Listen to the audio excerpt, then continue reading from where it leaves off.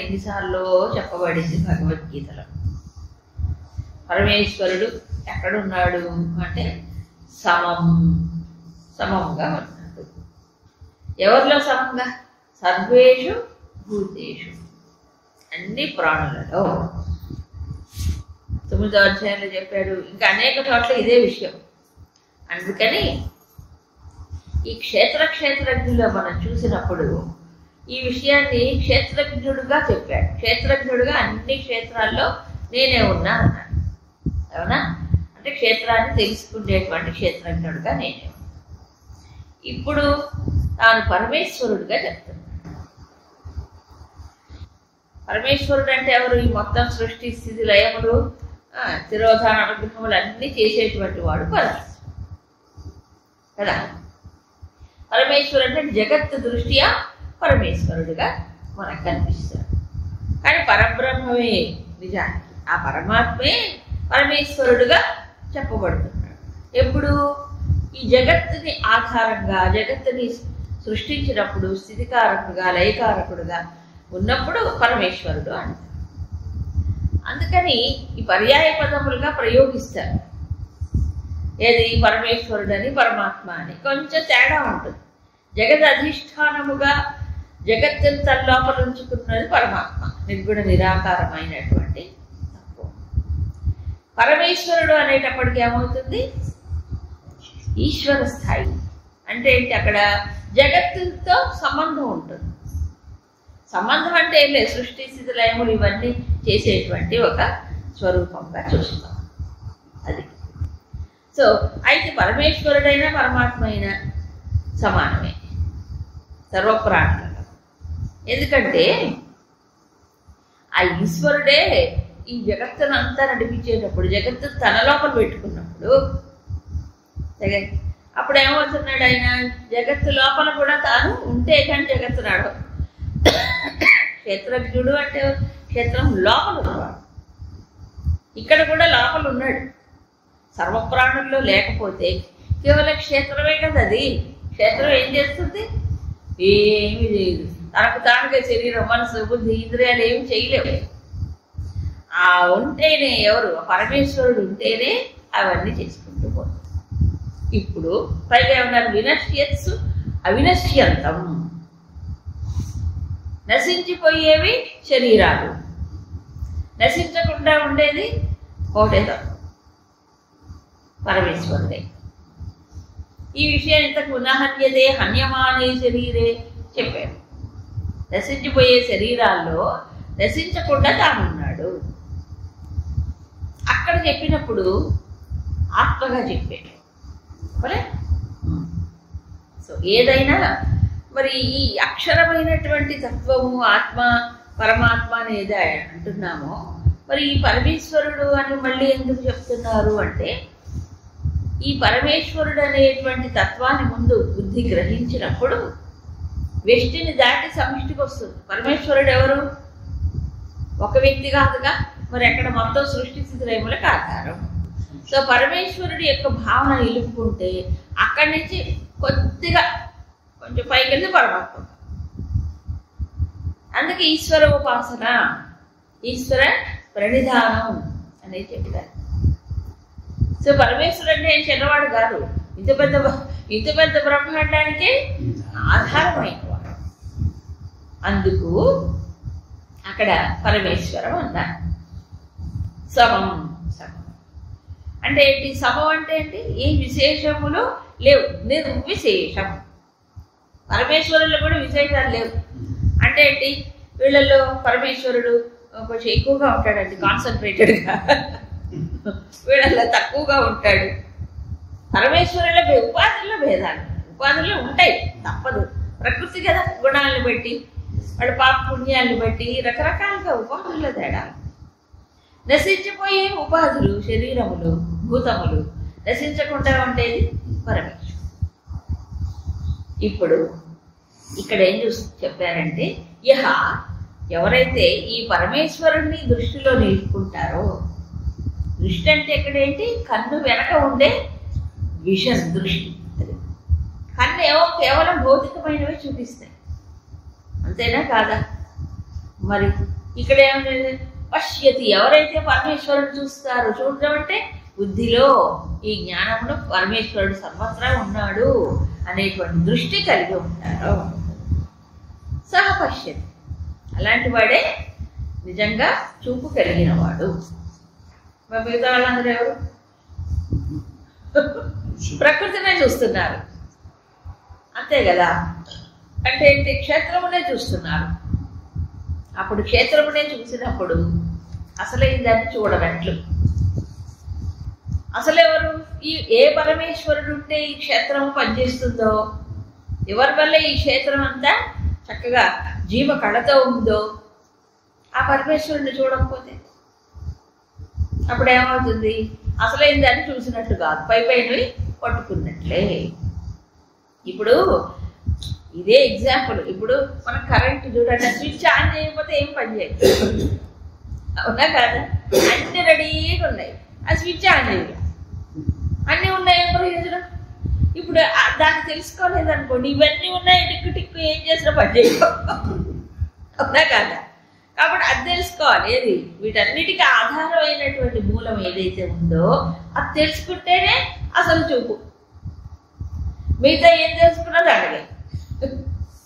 అయితే ఇంతకుముందు క్షేత్రం గురించి కూడా తెలుసుకోమని చెప్పాడు, చెప్పలే? క్షేత్రం గురించి కూడా తెలుసుకోమని. ఎందుకు తెలుసుకోవాలంటే దీంట్లోకి బయటపడ్డాను, అవునా కాదా? ఇది క్షేత్రం, ఇది క్షేత్రం, ఇంత వివరంగా ఎందుకు చెప్పాడు? ఇది క్షేత్రం కాబట్టి దీంట్లో నుంచి వేరవ్వడానికి క్షేత్రం నుంచి తెలుసుకోవాలి. కానీ వేరే ఎవరిని చూడాలి ఇప్పుడు నేను? పరమేశ్వరుడు. అది కాబట్టి ఈశ్వరోపాసన, ఇది ఈశ్వరోపాసన. ఆయనకి ఒక ఆకారం లేదుగా, ఈ ఆకారాలన్నీ పోతాయి, ఆయన మాత్రం మరి అవ్యయుడు అంటాడు. తర్వాత సమం తిష్టంత. ఒకటి ఎందుకు సమం అంటాడంటే, ఈ మనస్సు బుద్ధి ఇవన్నీ కూడా దానికి సమమైనటువంటి స్థితి కలగాలంటే, సామ్య స్థితి అంటారు చూడండి, సామ్య స్థితి ఎవరికి? బుద్ధికి. బ్యాలెన్స్ అంటారు, సమతుల్యత అంటారు. ఈ సమతుల్యత కలగాలంటే వేరొక మార్గం ఏమిటి చెప్పండి? ఏకమైన దాన్ని పట్టుకుంటేనే సమంగా ఉంటుంది, లేకపోతే అంతే ఇంబ్యాలెన్స్. ఎందుకు?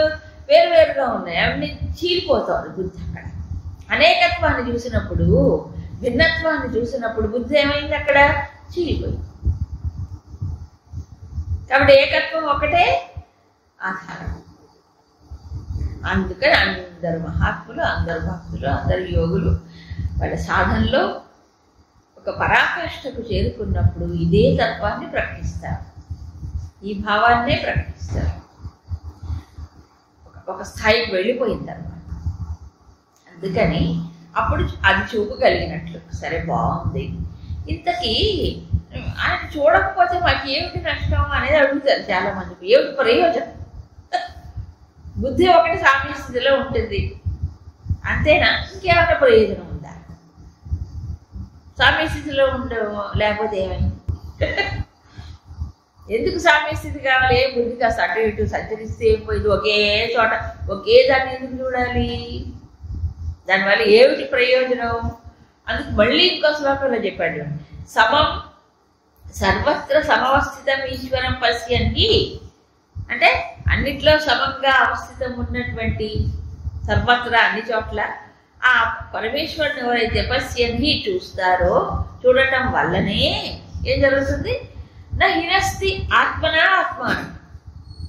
తన్ని తాను చంపుకున్నవాడు కాదు, నాశనం చేసుకున్నవాడు కాడు. ఎప్పుడు?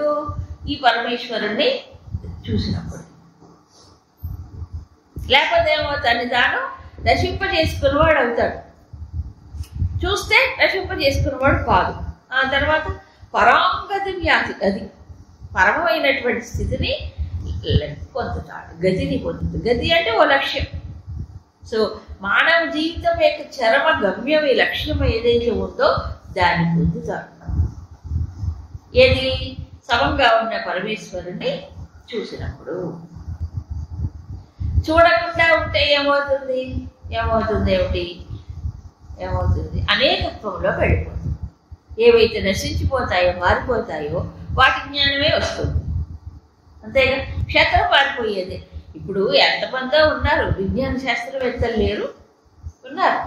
రకరకాల ఫీల్డ్స్ ఉన్నాయి ఇప్పుడు సైన్స్లో కానీ అనేక శాస్త్రాలు ఉన్నాయి. ఇవన్నీ దేని గురించిన జ్ఞానం? నశించిపోయే విషయాల గురించిన జ్ఞానమే. అవునా కాదా? దానివల్ల శాశ్వతత్వాన్ని పొందుతాడా? పొందలేరు. మరి శాశ్వతమైనటువంటి స్థితిని పొందాలంటే ఏదైతే నశించదో, ఏదైతే శాశ్వతమో, ఏదైతే నిత్యమో దాన్నే పొందాలి, తెలుసుకోవాలి. అప్పుడే అది పొందుతాడు. అంతే. మన జ్ఞానాన్ని బట్టి మన వ్యక్తిత్వం, జ్ఞానాన్ని బట్టి వ్యక్తిత్వం. ఎంత జ్ఞానం ఉంటే వ్యక్తి ఆ రకంగా తయారవుతాడు. శాశ్వతమైన దాన్ని చూస్తున్నప్పుడు, అదే పట్టుకున్నప్పుడు తాను కూడా ఏమవుతున్నాడు? ఆ స్థితినే పొందుతాడు. అంతేగాని స్వర్గానికి పోయి తిరిగి రావటం, ఆ లోకానికి పోయి తిరిగి రావటం, ఈ లోకానికి తిరిగి రావటం అనేది ఉండదు. పరాంగతి అంటే అది ఏ లోకానికి పోడు. ఎందుకు? ఏ లోకానికి పోయినా మళ్ళీ తిరిగి రావాలి. సో లోకమే కాదు, లోకం అంటే మళ్ళీ ఆలోచించబడేది. అక్కడ త్రిపుటి 3 ఉంటాయి, ఇక్కడ ఏకం. అందుకే ఇంతకుముందు చెప్పారు, జ్ఞానం జ్ఞేయం జ్ఞానగమ్యం హృది సర్వస్య విష్ఠితం. చెప్పలే? అక్కడ జ్ఞానము కానీ జ్ఞేయము కానీ జ్ఞానగమ్యం ఇంకోటి వేరుగా ఉండదు, అన్నీ ఒకటే. అది ఏకం. సో దీనివల్ల ప్రయోజనం ఏమిటో చెప్పాడు. సరే, బాగుంది.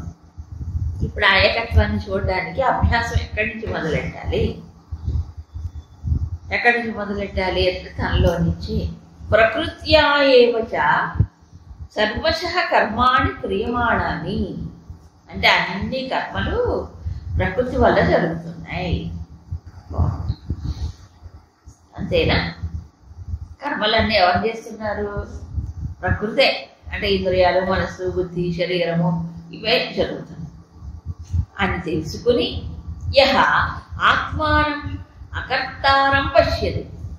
ఎవరైతే ఆత్మని అకర్తగా, అంటే కర్త కాదు ఆత్మ, అకర్తగా చూస్తారు, సహ పశ్యతి, అతనే చూసినట్లు. ఈ సగ్గుంది వచ్చిన చూడండి, సర్వప్రాణుల్లో ఉండే పరమేశ్వరుడు చూసిన వాడే చూపగలిగిన వాడు. ఇది అనేక సార్లు వస్తుంది. అవునా? ఇప్పుడు ఆత్మ అన్నాడు. ఇక్కడ ఈశ్వరుడు అనే పదం వాళ్లే. ఈశ్వరుడు అనే పదం ఎందుకు వాడలేదంటే, జగత్ దృష్టిలో నుంచి చూసినప్పుడు ఈశ్వరుడు జగత్కర్త, జగద్భర్త అంటాడు కదా. జగత్తును ధరించేవాడిగా, జగత్తును సృష్టించేవాడిగా, ఆయనలో లయం చేసేవాడిగా ఇవన్నీ ఉంటాయి. కాబట్టి ఇక్కడికి వచ్చేటప్పటికి ఏమన్నారు? ఆత్మ అకర్త. ఆత్మకి కర్తృత్వం లేదు. ఆత్మ అంటే కేవలం శుద్ధ చైతన్యం, ఉపాధి లేదు అక్కడ. ఉపాధి రహితమైన, ఉపాధికి అతీతమైన. విచిత్రం ఏంటంటే ఉపాధుల్లో ఉన్న ఉపాధికి అతీతంగానే ఉంటుంది. అన్ని ఉపాధుల్లో ఉంది ఆత్మ, కానీ అతీతం. మరి ఇవన్నీ కర్మలు ఎవరు చేస్తున్నారు? కర్మలు ప్రకృతి చేస్తుంది. కానీ తాను మాత్రం, తానంటే ఎవరు? ఆత్మ నశించకపోవడం కాదు, అసలు కర్మే లేదు. ఎందుకంటే కర్మ అనేటప్పటికీ అది పరిమితం. పరిమితమైన కర్మ చేసినప్పుడు ఫలితం పరిమితం. ఈ పరిమితమైన కర్మ ఫలితాలు ఎవరికి వస్తాయి? కర్మ చేసిన వాడు వస్తాయి. అవునా? కర్మ ఎవరు చేస్తున్నారు ఇప్పుడు? అహంకారం. అవునా? అహంకారానికి వస్తాయి ఇవన్నీ. ఏది? కర్మలు, కర్మ ఫలితాలు, బంధాలు వస్తాయి. మరి ఆత్మ అహంకారం కాదు. అహం అనే భావాన్ని కూడా చూపించింది. అహంకారం అనేది ఎక్కడ? ప్రకృతిలో ఉంది. ఎక్కడ? అపరా ప్రకృతిలో ఉంది అహం. మరి ఈయనెవరు? దీనికంటే వేరుగా ఉన్నాడు పరా. అప్పుడు కర్తృత్వం అనేది లేదు. అందుకే చెప్పాడు, కర్తృత్వం లేదు కాబట్టి కర్మఫలంలో అనుభవించేది లేదు, కాబట్టి మన జన్మ మరణాలు లేవు. అందుకే ఇందాక అవ్యయం అని చెప్పాడు చూడండి. నశించనిది, నశించిపోయే శరీరాల్లో నశించకుండా ఉంది. ఇది గుర్తించడం. సో ఇప్పుడు ఈ సపశ్యతి సపశ్యతి అనే పదాన్ని మాటిమాటికి చెప్తున్నారు. ఒక స్థాయిలో పరమేశ్వరుడి గురించి చెప్పాడు. అంతటా పరమేశ్వరుడు ఉన్నాడు, ఆయనేమో నశింపు లేకుండా శాశ్వతుడుగా ఉన్నాడు, ఆయన చూడాలి. ఇప్పుడే చూడమంటున్నాడు. ఆ సమమైనటువంటి పరమేశ్వరుని చూడాలన్నా ముందు తాను తన లోపల ప్రకృతి నుంచి వేరవ్వాలి. కారణం ఏంటంటే ఈ గుణముల సంఘమే ఏమైంది, దేనికి కారణం సుఖ దుఃఖాలు అనుభవించడానికి కారణమైంది. అంతేగా గుణముల యొక్క సంఘం. ఇంతకు ముందు చెప్పాడు కార్యకారణ కర్తృత్వే హేతు ప్రకృతి రుచి అని. కార్యకారణములకు హేతు ప్రకృతి అయితే ఏమవుతుంది, గుణములతో సంఘం పెట్టుకున్నప్పుడు ఏమవుతున్నాడు, భోక్త అవుతున్నాడు, సుఖ దుఃఖాలు అనుభవిస్తున్నాడు. అవునా కాదా? ఏది సంఘం పెట్టుకుంటే. అందుకే ఇక్కడ ఏమంటున్నాడు, సంఘం లేదు. సంఘం ఉంటే కర్త అయిపోతాడు, భోక్త అయిపోతాడు. కాబట్టి ఆత్మ ఎవరు ఇప్పుడు? దీనికి సంబంధమే లేదు. చాలా ఆశ్చర్యకరమైన విషయమే.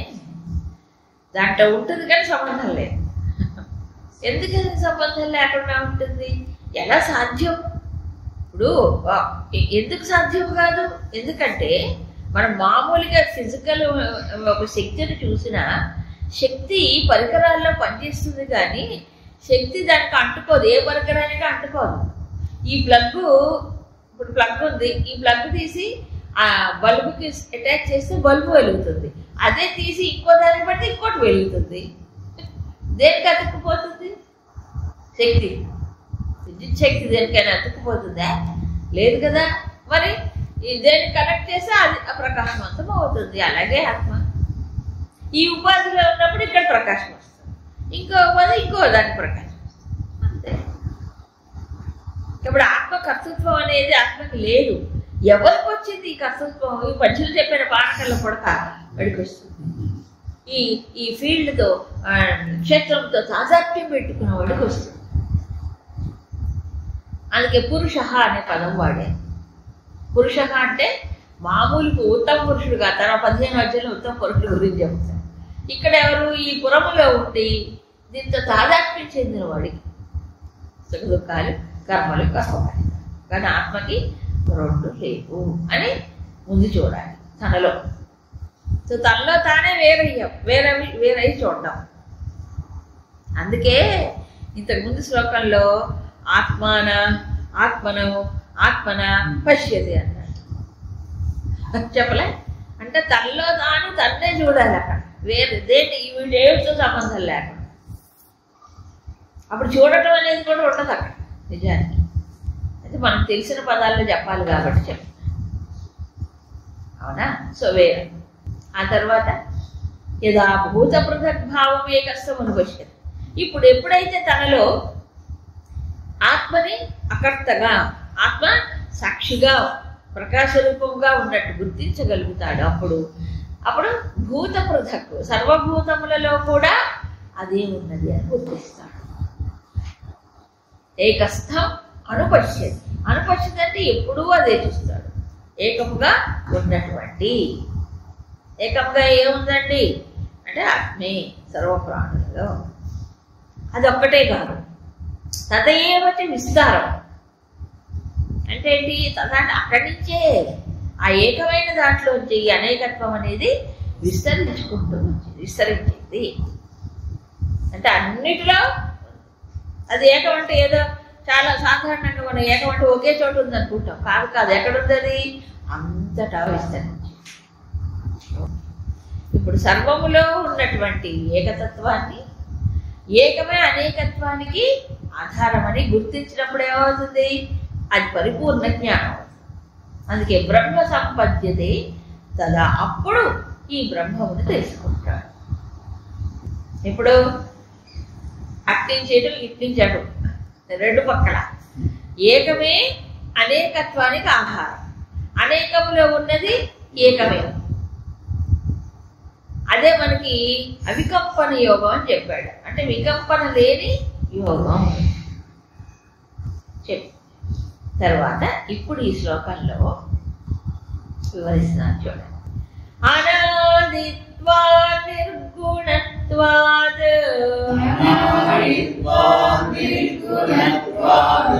పరమాత్మాయమవ్యయః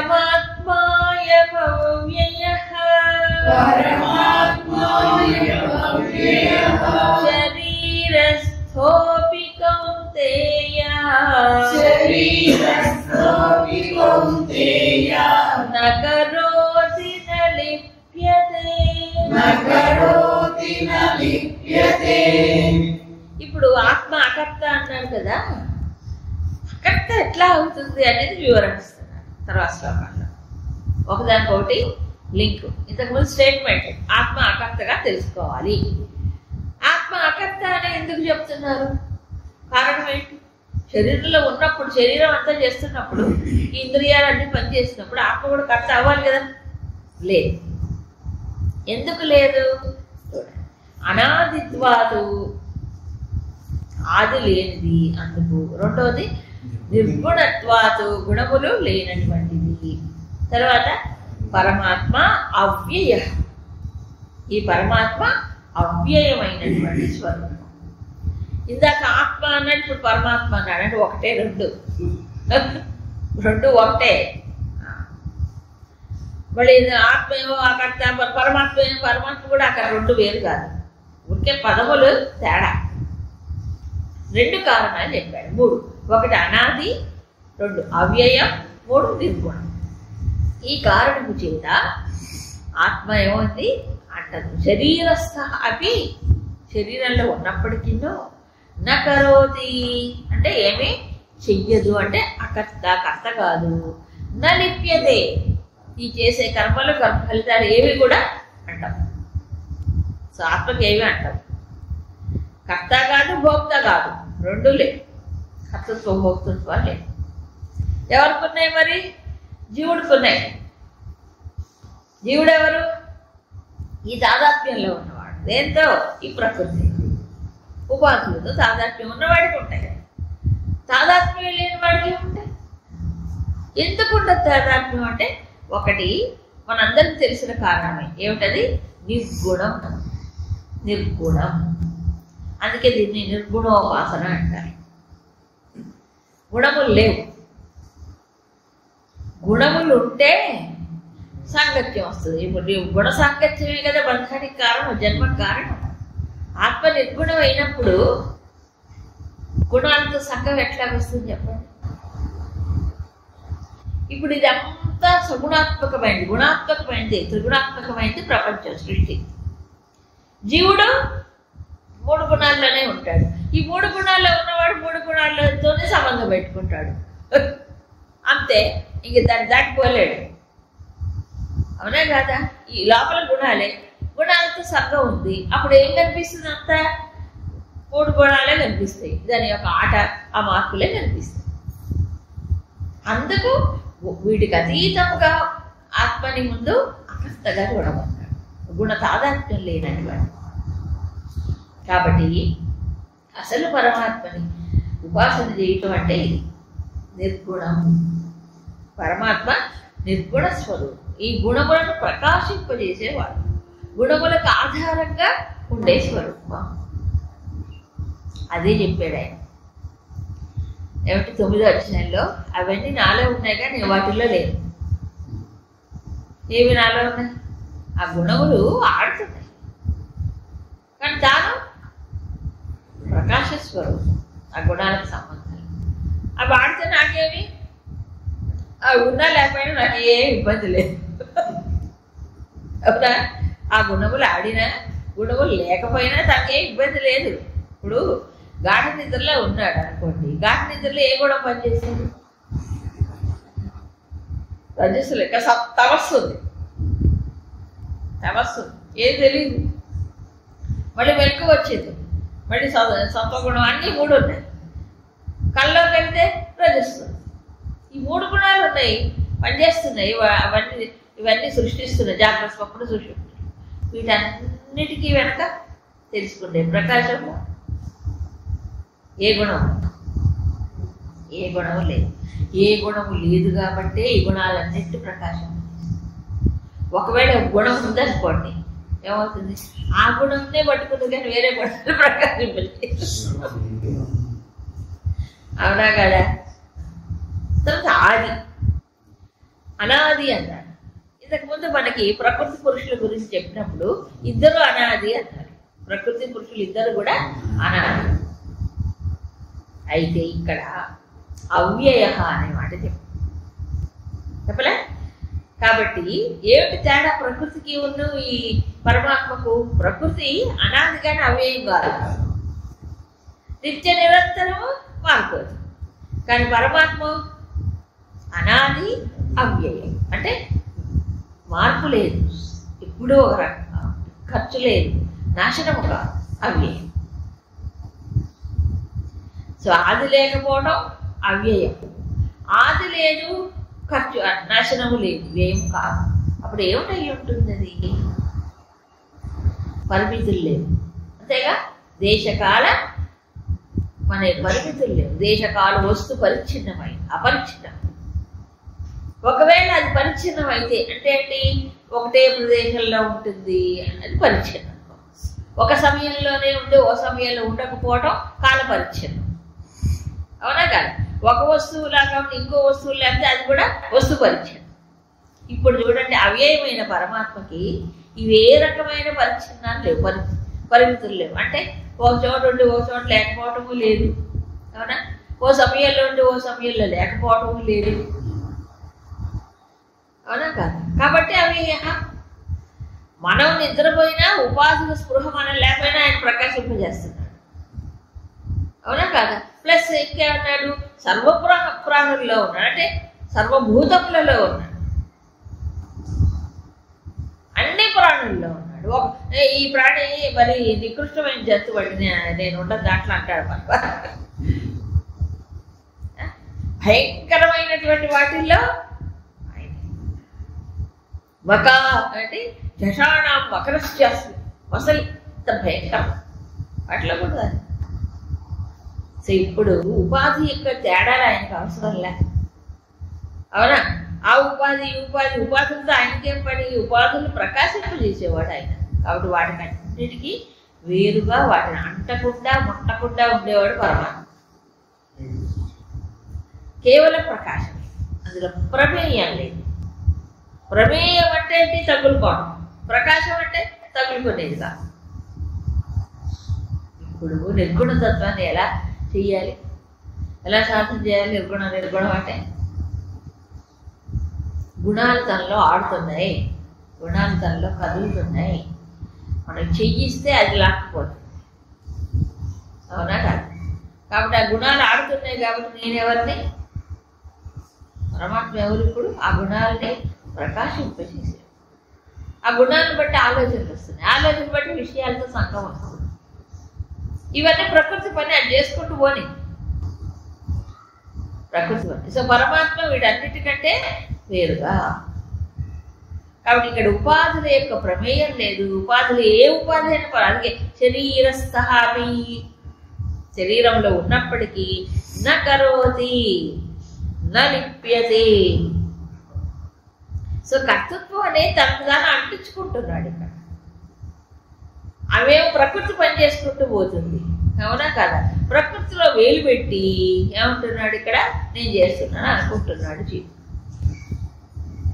కానీ నిజానికి ఇప్పుడు దీంట్లో కర్తృత్వం నుంచి బయటపడాలంటే ఏం చేయాలి? ఇప్పుడు ఎవరైతే అకర్తను చూడాలి.